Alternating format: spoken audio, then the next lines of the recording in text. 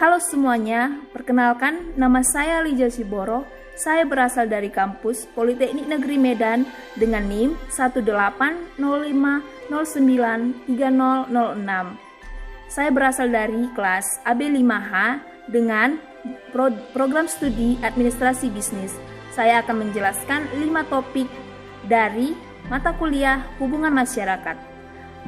Yang pertama, topiknya adalah apa itu public relation, yang kedua sejarah singkat tentang public relation, yang ketiga perbedaan advertising, marketing, sales, dan juga public relation, yang keempat peran dan fungsi public relation, yang kelima bagaimana saya bisa menjadi seorang public relation yang baik.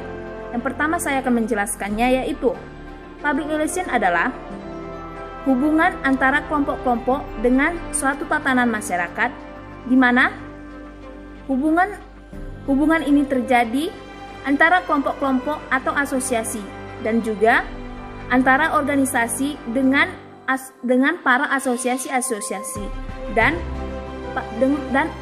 pemerintah dengan para pemilih, dan juga antara perusahaan dengan para pemegang saham, dan antara satu organisasi dengan organisasi lainnya. Nah, yang kedua, sejarah singkat public relation.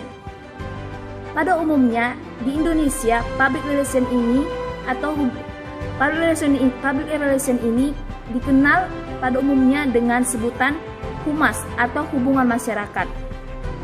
Fungsi public relation di Indonesia dikenalkan pada tahun 1950-an. Pada tahun 1954, secara resmi public relation mulai diterapkan para jajaran kepolisian dengan sebutan humas atau hubungan masyarakat. Pada tahun 1962, cikal bakal pembentukan humas di Indonesia lahir melalui Presidium Kabinet Perdana Menteri Juanda pada tahun 1967 sampai 1971, disebut dengan periode Humas Kedinasan Pemerintah.